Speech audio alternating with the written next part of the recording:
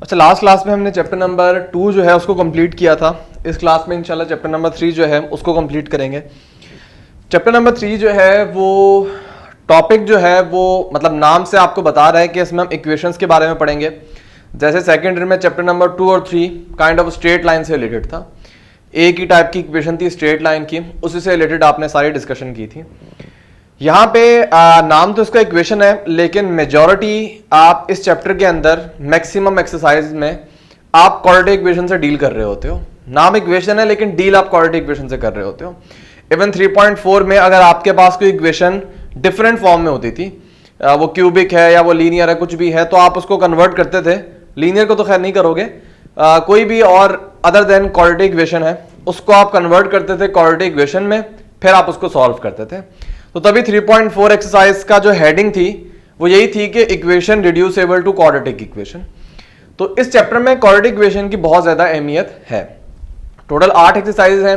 हम एक्सरसाइज के हिसाब से पॉइंट में बताता जाऊंगा आपको जो एमसीक्यूज के लिए इंपॉर्टेंट है। 3.4 और 3.8 ऑब्वियसली एमसीक्यूज के लिए नहीं आ सकती, क्योंकि उसमें इक्वेशंस जो हैं वो आप बाकायदा सॉल्व करते हो, वो एमसीक्यूज के लिए नहीं बने हुए। लेकिन बाकी एक्सरसाइज में से थोड़े थोड़े हिस्से हैं जहां से एमसीक्यूज में आ रहा होता है। तो इस चैप्टर का आगाज जो है ना वो सबसे पहले पॉलिनोमियल इक्वेशन से होता है। अब ये पॉलिनोमियल इक्वेशन क्या होती है उसको जरा देख लेते हैं। पॉलिनोमियल इक्वेशन, अच्छा, दो चीजें होती हैं, उनमें हल्का सा फर्क होता है। एक होता है पॉलिनोमियल फंक्शन, जिसको आप p ऑफ x की फॉर्म में लिख रहे होते हो। जो अभी मैं जनरल फॉर्म लिखूंगा ना, जनरल फॉर्म इसकी ये है कि x की पावर n होती है, फिर x की power n-1 up to a1 x की पावर 1 हो जाएगी, और फिर x की पावर 0 हो जाएगी, जो आपको नजर नहीं आएगी। मतलब जो आखिरी टर्म है इसमें x की पावर 0 है, आपको पता है x की पावर 0 हो तो आंसर 1 होता है। तो आखिरी वाले टर्म में बस एक कांस्टेंट बच जाएगा, बाकी कुछ भी नहीं होता। जैसे आपने लीनियर इक्वेशन में देखा है एक कांस्टेंट होता है, क्वाड्रेटिक इक्वेशन में देखा है एक कांस्टेंट होता है। तो ये वही कांस्टेंट है जिससे आप रिप्रेजेंट कर रहे हो। अब ये डिपेंड करता है, मैं इसको मिटा देता हूं। ये डिपेंड ये करता है कि अगर मैं इसके सामने ये लिख दूं इक्वल टू 0, अब इसका मतलब होगा कि एक पॉलिनोमियल इक्वेशन है, ये रिप्रेजेंट करेगी पॉलिनोमियल इक्वेशन को। और अगर मुझे पॉलिनोमियल फंक्शन बनाना होता तो मैं इसको इस तरह कर देता, यहां पे मैं लिख देता पीछे p of x equal to. तो ये कोई इतना फर्क एमसीक्यूज में नहीं आता, वैसे नॉलेज के लिए मैं बता रहा हूं कि पॉलिनोमियल फंक्शन में आप p ऑफ x लिख रहे होते हो, और जब बात की जाए पॉलिनोमियल इक्वेशन की तो आप इक्वल टू 0 लिख रहे होते हो। ये पॉलिनोमियल इक्वेशन है, जनरल फॉर्म है इसकी, घबराने वाली बात नहीं है। होता है कि इसमें वेरिएबल की कोई भी पावर होती है, फिर उससे एक कम मौजूद होती है, फिर उससे एक कम अप टू कहां तक जाना होता है, आपने कांस्टेंट टर्म तक जाना होता है। पॉलिनोमियल में शर्त नहीं होती कि आपने बाकायदा डिसेंडिंग ऑर्डर में जाना है। अगर आपके पास एक टर्म एक्स क्यूब की है तो जरूरी नहीं है उसके बाद एक्स स्क्वायर होना चाहिए, उसके बाद एक्स भी हो सकता है, मे बी एक्स स्क्वायर की टर्म ना हो, तब भी वो पॉलिनोमियल ही कहलाया जाएगा। पॉलिनोमियल की जो बेसिक शर्त है ना कि जिसको आप पॉलिनोमियल कहते हो, वो शर्त ये है कि उसमें जो वेरिएबल्स आ रहे हैं आपके पास, उनकी पावर जो है वो नेगेटिव नहीं होनी चाहिए, उनकी पावर फ्रैक्शन या डेसिमल में नहीं होनी चाहिए, उनकी पावर पॉजिटिव इंटीजर्स होने चाहिए। पॉजिटिव इंटीजर्स का मतलब पावर 1 हो, 2 हो, 3 हो, 4 हो, और आप 0 भी शामिल कर देते हो। कांस्टेंट में वेरिएबल की पावर 0 होती है ना, तो 0 शामिल कर लो, बाकी जितने भी पॉजिटिव इंटीजर्स हैं वो अगर पावर में मौजूद है उसको आप पॉलिनोमियल कहते हो। मतलब अगर आपके पास ये चीज लिखी हो तो अब ये पॉलिनोमियल इक्वेशन नहीं है। रीजन क्या है उसकी? रीजन ये कि नीचे x की पावर 1 है, जब x ऊपर आएगा तो x की पावर -1 हो जाएगी। और अगेन वही मैंने बात बोली है कि अगर पावर में कोई नेगेटिव नंबर आ जाए, कोई फ्रैक्शन आ जाए, कोई डेसिमल आ जाए, तो वो पॉलिनोमियल नहीं कहलाया जाता। तो इसको आप पॉलिनोमियल इक्वेशन नहीं बोलोगे। तो एक पॉइंट ध्यान में रखना, पावर जो है इसको हम बोलते हैं non negative integers. Non negative integers का मतलब जिसके अंदर पॉजिटिव नंबर भी आ जाते हैं, सारे पॉजिटिव इंटीजर्स, और उसमें 0 भी आ जाता है। तो इस तरीके से आप समझ सकते हो कि जो पावर है वो नॉन नेगेटिव इंटीजर्स होनी चाहिए। ये तो बात हो गई कि किसी की इक्वेशन को आप पॉलिनोमियल इक्वेशन कब बोलोगे। अब पॉलिनोमियल इक्वेशन से रिलेटेड कुछ टर्मिनोलॉजी है। ये जो मैक्सिमम पावर आपको नजर आ रही होगी इसको आप बोलते हो डिग्री। तो अगर आपसे बोला जाए ना कि डिग्री ऑफ पॉलिनोमियल क्या है, तो जो मैक्सिमम पावर होगी उसको आप बोलोगे डिग्री ऑफ पॉलिनोमियल। अच्छा, एक और टर्मिनोलॉजी होती है जिसको आप बोलते हो लीडिंग कोफिशिएंट। Leading coefficient. ये लीडिंग कोएफिशिएंट का मतलब होता है कि जो मैक्सिमम पावर वाली टर्म है ना, जैसे यहां पे आपको नजर आ रही है, ये मैक्सिमम पावर वाली टर्म है, इसके साथ जो कोएफिशिएंट लिखा हुआ है उस कोएफिशिएंट को आप क्या बोलते हो? Leading coefficient. तो इसके साथ क्या लिखा हुआ है? an, तो an यहां पे कहलाया जाएगा लीडिंग कोएफिशिएंट। जो मैक्सिमम वाली टर्म है उसका जो कोएफिशिएंट है उसको आप लीडिंग कोएफिशिएंट कहते हो। और याद रखना लीडिंग कोएफिशिएंट हमेशा नॉट इक्वल टू 0 होगा। ये रीजन मैं आपको थोड़ी देर बाद समझा दूंगा, लेकिन ये हमेशा नॉट इक्वल टू 0 होगा। अब ये बात होगी पॉलिनोमियल इक्वेशन की। अब पॉलिनोमियल इक्वेशन जाहिर सी बात है जनरलाइज बात की गई है, डिग्री के हिसाब से आपने उनको नाम दिए हैं। तो जरा नाम देख लेते हैं, कितनी चीजें आपको पहले से पता होंगी। जैसे लीनियर इक्वेशन होती है, लीनियर इक्वेशन एक पॉलिनोमियल इक्वेशन है जिसकी डिग्री 1 होती है। तो अगर आपके पास डिग्री जो है पॉलिनोमियल की 1 है तो उसको आप बोलते हो लीनियर इक्वेशन। उसकी जनरल फॉर्म ये होती है ax plus B equal to 0। ये एक वेरिएबल के अंदर है। अगर दो वेरिएबल के अंदर होती तो वही स्ट्रेट लाइन जो आप बनाते हो ना, ये वही बन रही होती। अभी भी स्ट्रेट लाइन बन रही है, लेकिन बताने का मकसद है कि एक वेरिएबल के अंदर हम पॉलिनोमियल इक्वेशन को पढ़ रहे हैं, एक ही वेरिएबल होगा इसके अंदर। तो इसको आप क्या कहते हो? Linear equation. उसके बाद अगर डिग्री 2 है तो उसकी जनरल फॉर्म होती है ax square plus B X plus C. देखो इसमें मैक्सिमम पावर क्या है? 2 के बराबर है। तो इसको आप बोलते हो क्वाड्रेटिक। अच्छा, उसके बाद अगर डिग्री 3 है ax cube plus B X square plus C X plus D, तो इसको आप बोलते हो क्यूबिक इक्वेशन।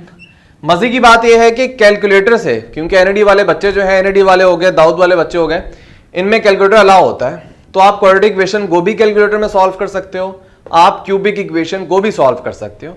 क्यूबिक इक्वेशन को सॉल्व करना मैनुअली बड़ा मुश्किल काम है। अगर कोई इजी वाली क्यूबिक आ जाए तो आप इसको सॉल्व कर सकते हो, अगर एक मुश्किल वाली क्यूबिक आ जाए ना तो आप सॉल्व नहीं कर सकते कैलकुलेटर के बगैर। बाकी हिट एंड ट्रायल मेथड होता है, लेकिन वो मुश्किल होता है। क्वाड्रेटिक इक्वेशन तो कुछ भी आ जाए आप सॉल्व कर सकते हो कैलकुलेटर के बगैर, लेकिन क्यूबिक इक्वेशन फंस जाओगे कितनी दफा, आप नहीं सॉल्व कर सकते। लेकिन कैलकुलेटर से आसानी से सॉल्व हो जाएगी ये। तो ये आपके लिए नेमत है कि दोनों इक्वेशन कैलकुलेटर से आसानी से सॉल्व हो सकती हैं। तरीका जो है वो मैंने आप लोगों को बताया हुआ है, हाउ टू यूज कैलकुलेटर वाली प्लेलिस्ट में मैंने वीडियोस अपलोड की हुई है इसकी। फिर एक आखिरी इक्वेशन होती है जिसका हमने नाम रखा हुआ है 4th डिग्री इक्वेशन। उसकी जनरल फॉर्म होती है ax4 plus B X cube plus C X square plus D X plus E. इसके दो नाम है, आप इसको बाई क्वाड्रेटिक भी कहते हो, एक ये भी इसका नाम है, और दूसरा नाम है इसका क्वाड्रेटिक इक्वेशन, QUARTIC। दोनों नाम है इसके, ठीक है। बुक में तो मेरे ख्याल में नाम नहीं लिखा हुआ कोई भी, लेकिन बाय क्वाड्रेटिक या क्वाड्रेटिक इक्वेशन दोनों बोला जाता है, जिसकी डिग्री जो है वो 4 है, मतलब मैक्सिमम पावर जो है 4 है। इन सब में कॉमन बात क्या है कि leading coefficient not equal to 0 है सब में। और वजह ये होती है कि जो लीडिंग कोएफिशिएंट है अगर आपने 0 कर दिया तो इक्वेशन की डिग्री तो कम हो जाएगी ना। कहने का मतलब आपकी इक्वेशन में b 0 हो सकता है, c 0 हो सकता है, इसी तरह यहां पे d 0 हो सकता है, e 0 हो सकता है, हर चीज 0 हो सकती है। लेकिन ये जो पहली टर्म है ना, ये 0 नहीं हो सकती, क्योंकि ये आपकी इक्वेशन की डिग्री डिसाइड कर रही है। ये वाली टर्म डिग्री डिसाइड कर रही है, इसी तरह x4 वाली टर्म डिग्री डिसाइड कर रही है इक्वेशन की। अगर इसका कोएफिशिएंट आपने 0 कर दिया तो वो इक्वेशन की तो डिग्री कम हो जाएगी, मसला हो जाएगा। तो तभी जो लीडिंग कोएफिशिएंट है, मैंने यहां पे भी लिखा था, वो कभी भी इक्वल टू 0 नहीं होते। बाकी किसी की भी वैल्यू 0 हो सकती है। एग्जाम्पल के तौर पे भाई 2x square plus x plus 3, ये एक क्वाड्रेटिक इक्वेशन है। 2x square plus x equal to 0, ये भी एक क्वाड्रेटिक इक्वेशन है। 2x स्क्वायर प्लस 3, ये भी एक क्वाड्रेटिक इक्वेशन है। 2x स्क्वायर इक्वल टू 0, ये भी एक क्वाड्रेटिक इक्वेशन है। क्योंकि क्वाड्रेटिक उसको कहते हैं जिसमें x स्क्वायर की टर्म होनी चाहिए। अब उसके अंदर x है, उसके अंदर कांस्टेंट हो ना हो, ये मैटर नहीं करता। इन चारों इक्वेशन को आप क्या बोलते हो? Quadratic equation. तो यहां से आपको कॉन्सेप्ट समझ आएगा कि जो मैक्सिमम टर्म है ना वो डिग्री डिसाइड करी, तो उसको आप 0 नहीं कर सकते। तो काफी थोड़ा जनरलाइज बातें हो गई हैं। तो इस चैप्टर का जो इंट्रोडक्शन था वो यही है, इसी टाइप की इक्वेशंस आप डील कर रहे होगे। आप अपने अगर चैप्टर के शुरू में आओ तो यही वाला पूरा सीन है। अब जो इंपॉर्टेंट थ्योरम है, जो आप लोगों ने अपनी छोटी क्लास में पढ़ा होगा, लेकिन फर्स्ट ईयर के में भी आपको शायद ना किसी ने पढ़ाया हो, वो थ्योरम बड़ा ही इंपॉर्टेंट थ्योरम है, जिसको आप कहते हो रिमाइंडर थ्योरम, और ये काफी काम का थ्योरम है। इसका बैकग्राउंड सिंपल सा मैं छोटा सा बताऊंगा कि जैसे आपने किसी पॉलिनोमियल्स को आपस में डिवाइड करना होता है। जैसे अगर मैं आपको बोलूं कि आप x square plus 2x plus 1 को डिवाइड करो x प्लस 1 से, इसको आप कहते हो लॉन्ग डिवीजन मेथड। एक बड़ा मेथड है, अगर यहां पे डिग्री ज्यादा हो तो आपको और स्टेप लग जाएंगे, ठीक है। करते करते करते करते एंड पे आपको क्या मिलता है, एक रिमाइंडर मिल रहा होता है, ठीक है। याद रखना अगर यहां पे डिग्री क्या है 1 है ना, तो जो भी यहां पे डिग्री होती है ना उससे एक कम यहां पे रिमाइंडर मिलता है। देखो अगर डिग्री 1 है तो इससे एक कम क्या होगा, डिग्री 0। डिग्री 0 को आप क्या कहते हो, कांस्टेंट। तो जब यहां पे डिग्री 1 है तो रिमाइंडर में हमेशा आपको कांस्टेंट मिलेगा। आप डिवाइड करके देख लेना, अगर यहां पे डिग्री स्क्वायर होती तो रिमाइंडर में आपको 1 डिग्री वाला रिमाइंडर मिल रहा होता।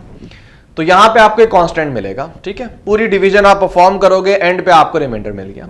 इसका शॉर्टर वर्जन है, वो है रिमाइंडर थ्योरम। रिमाइंडर थ्योरम ये कहता है कि भाई अगर आप सिर्फ रिमाइंडर में इंटरेस्टेड हो तो आपको क्या जरूरत है इतना बड़ा काम करने की, आप उससे एक इजी काम कर लो। अब वो इजी काम क्या है, वो रिमाइंडर थ्योरम आपको बताता है। रिमाइंडर थ्योरम ये कहता है कि अगर आपके पास एक पॉलिनोमियल गिवन है, आपके पास अगर एक पॉलिनोमियल गिवन है p ऑफ x, कोई भी डिग्री 4 क्यूब 5 डिग्री कुछ भी हो उसकी, और आपने उसको डिवाइड करना है। ये मैं प्रॉपर आपको डेफिनेशन नहीं करवा रहा, समझाने के लिए बता रहा हूं, डेफिनेशन याद रखने की भी जरूरत नहीं है। एक पॉलिनोमियल गिवन है, आपने उसको डिवाइड करना है x माइनस a से।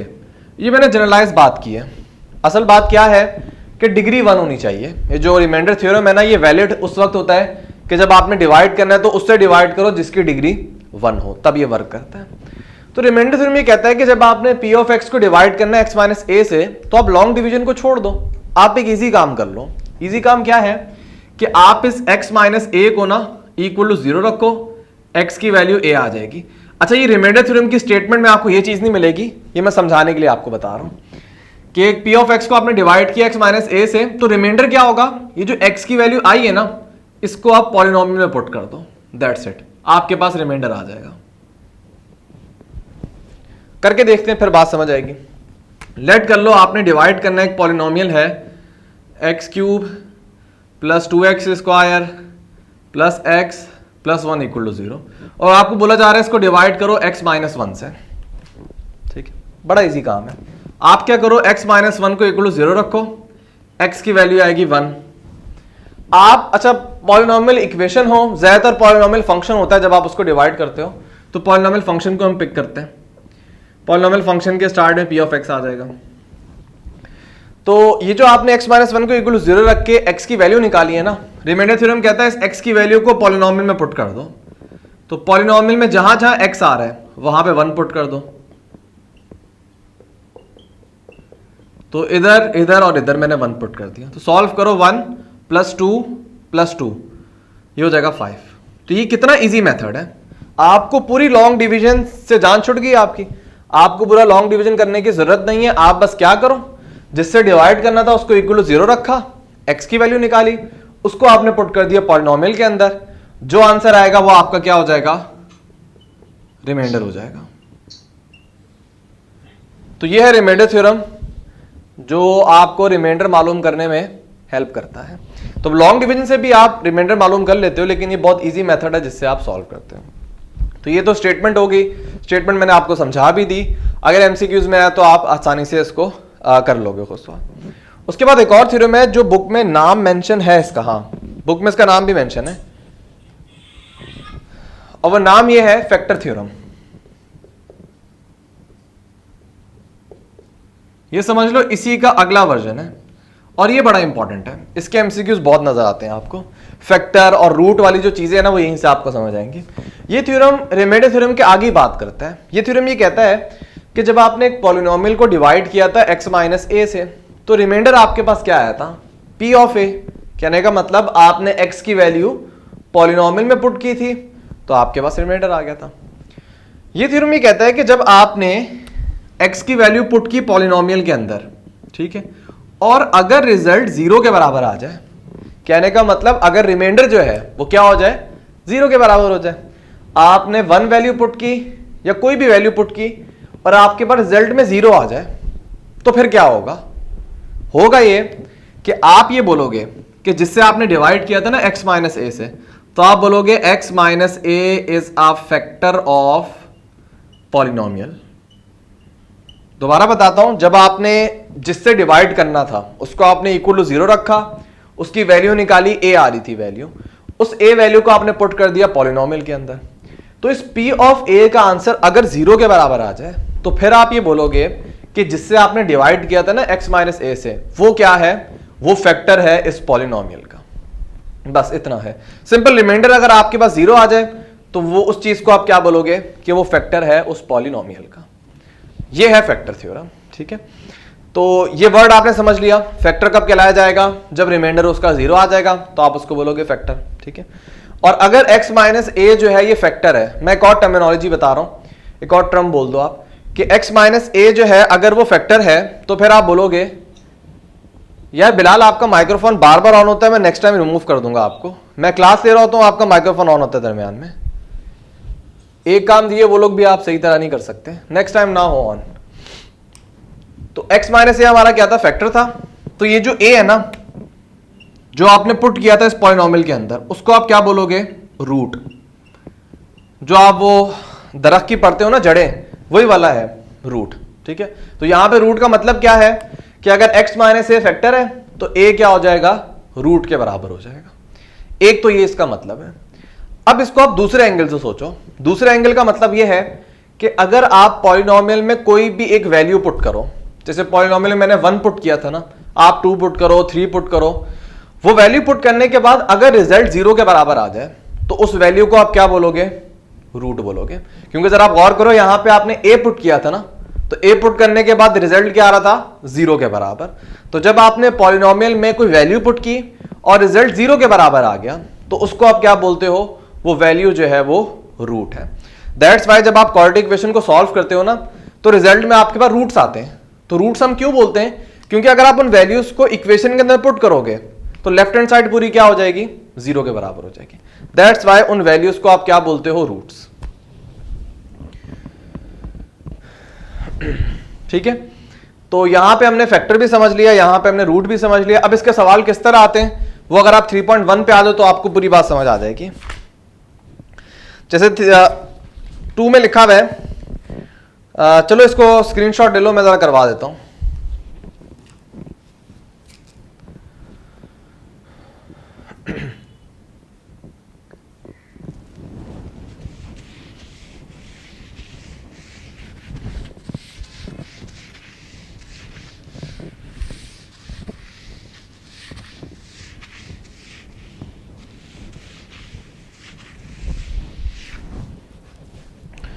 जैसे अगर आप 3.1 पे आ जाओ, सिंथेटिक डिवीजन को छोड़ दो, वो एमसीक्यूज में नहीं आता, और वो आप रिमाइंडर थ्योरम से कर सकते हो। फॉर व्हाट वैल्यू ऑफ के x plus 5 is a factor of, आपको ये बताना है कि कौन सी वैल्यू ऑफ k है जिस पे आपका फैक्टर बन रहा है। आपके पास गिवन क्या है क्वेश्चन नंबर 2 में? 2x cube plus kx square minus 2x plus 15। Let कर लो एक पॉलिनोमियल फंक्शन आपको गिवन है, ठीक है। सवाल में गिवन नहीं कि पॉलिनोमियल फंक्शन है, कुछ भी है तो आपने p ऑफ x लगा दिया, मैटर नहीं करता। इक्वेशन नहीं लगाओगे आप, क्योंकि आपको फैक्टर निकालना है, तो आप p ऑफ x लिख दो। आपको यहां पे वैल्यू ऑफ k निकालनी है, और कंडीशन क्या है कि x प्लस 5 फैक्टर है। तो अभी आपने चीज देखी थी कि अगर इस पॉलिनोमियल का x प्लस 5 जो है वो फैक्टर है, तो रूट क्या होगा इसका? आप x प्लस 5 को इक्वल टू 0 रखो, x इक्वल टू माइनस 5 आएगा। तो ये जो माइनस 5 है इसको आप क्या बोलोगे? रूट, ठीक है। और आपको पता है रूट को आप क्या करते हो? इक्वेशन के अंदर पुट करते हो, तो रिजल्ट किसके बराबर आता है? 0 के बराबर आता है। तो आप इस वैल्यू जो माइनस 5 है ना, इसको आप इक्वेशन के अंदर पुट कर दो और इसको इक्वल टू 0 रखो। क्योंकि सवाल में आपको ये नहीं बोला कि चेक करो, या तो अगर आपको सवाल में बोले ना कि चेक करो रूट है या नहीं, तो आप पुट करोगे, 0 के बराबर आया तो आप बोलोगे के रूट है। अभी आपको चेक नहीं करना, अभी आपको वैल्यू ऑफ के निकालनी है और कंडीशन आपको गिवन है कि ये रूट है। तो अगर ये रूट है तो आप जब पुट करोगे पॉलिनोमियल के अंदर x की जगह माइनस 5, तो रिजल्ट किसके बराबर आएगा? 0 के बराबर। यही तो डेफिनेशन होती है रूट की, ठीक है। तो अब आप ये काम करो, आप यहां पे x की जगह पुट कर दो -5, इसी तरह यहां पे x की जगह पुट कर दो -5, इसी तरह यहां भी x की जगह -5 प्लस 15, और चूंकि ये रूट है तो आप इसको इक्वल टू 0 रखो। -5 का क्यूब होता है -125, -125 को 2 से मल्टीप्लाई करो -250, ये हो जाएगा 25 के, ये हो जाएगा 10, ये हो जाएगा 15। 10 प्लस 15 25 -25 -250, तो ये हो जाएगा -225, उधर जाएगा तो पॉजिटिव का 225 हो जाएगा, और यहां से k की वैल्यू जो है वो 9 के बराबर आ जाएगी। तो इस टाइप के सवाल आपको एमसीक्यू से मिलते हैं जब आपको कंडीशन दी जाती है कि भाई ये चीज फैक्टर है, आप वैल्यू ऑफ k निकालो, तो आप पुट करोगे इक्वल टू 0 रखना और वैल्यू ऑफ k निकाल लेना। तो एक तो इस टाइप के सवाल आते हैं। दूसरे इस टाइप के सवाल आते हैं कि आपको एक पॉलिनोमियल इक्वेशन गिवन होगी और आपको बोला जाएगा कि भाई ऑप्शन में, 4 ऑप्शन में कोई नंबर लिखे हुए होंगे 1 2 3 4, आपको बोला जाएगा कि इस पॉलिनोमियल इक्वेशन का कौन रूट है। तो आप सब ऑप्शन में क्या करोगे, पुट करके देखोगे सवाल के अंदर, जिस वैल्यू को पुट जब आप करोगे रिजल्ट 0 के बराबर आएगा, इसका मतलब वो वैल्यू जो है वो उसकी रूट बन जाएगी। जैसे मैं क्वेश्चन नंबर 4 जो है 3.1 का वो करवा देता हूं। पॉलिनोमियल इक्वेशन गिवन है x³ - 6x² प्लस 5x, क्या हुआ?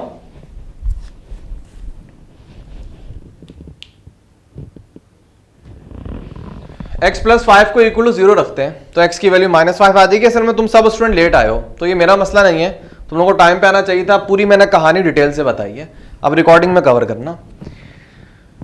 यहां पे अगर आप देखो तो पॉलिनोमियल इक्वेशन गिवन है और आपको ये बोला गया है कि सवाल तो मैंने थोड़ा चेंज कर दिया है, उसमें तो प्रूफ करना था आपको, मैं एमसीक्यूज के हिसाब से आपको बता रहा हूं कि आपको बोला जाएगा, यार मेरे नेट का मसला हो रहा है सबको क्या?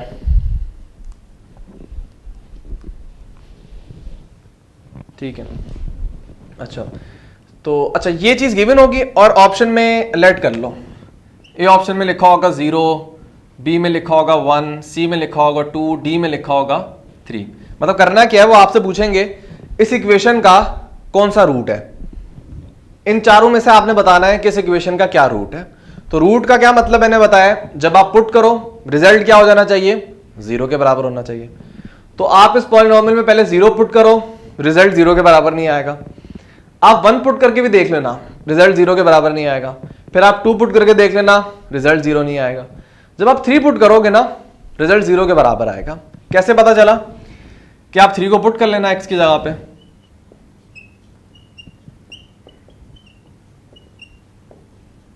ठीक है। ये होगा 9, 9 को 6 से मल्टीप्लाई करो 54, 15, 12, 27 प्लस 15 प्लस 12, ये होगा 54, -54 पहले मौजूद है, 0 इक्वल टू 0। तो जब लेफ्ट हैंड साइड पूरी 0 होगी मतलब राइट हैंड साइड के बराबर होगी। अब ये प्रूव हो जाएगा कि जो 3 है वो यहां पे क्या है, रूट है, ठीक है। तो इस एक्सरसाइज से 2 किस्म के सवाल आते हैं, दोनों मैंने बता दिए। फैक्टर वाला सवाल आया क्या करोगे, और अगर आपसे बोला जाए, क्योंकि हाँ अगर आपसे बोला जाए कि भाई ये इक्वेशन गिवन है, इन चारों में से बताओ कौन सा इसका रूट है, तो आप पुट करके देखना, जो 0 हो जाएगा वो इसका रूट हो जाएगा, ठीक है। तो ये हमारी 3.1 जो है वो खत्म हो गई है। यहां तक कोई सवाल है तो पूछ लो।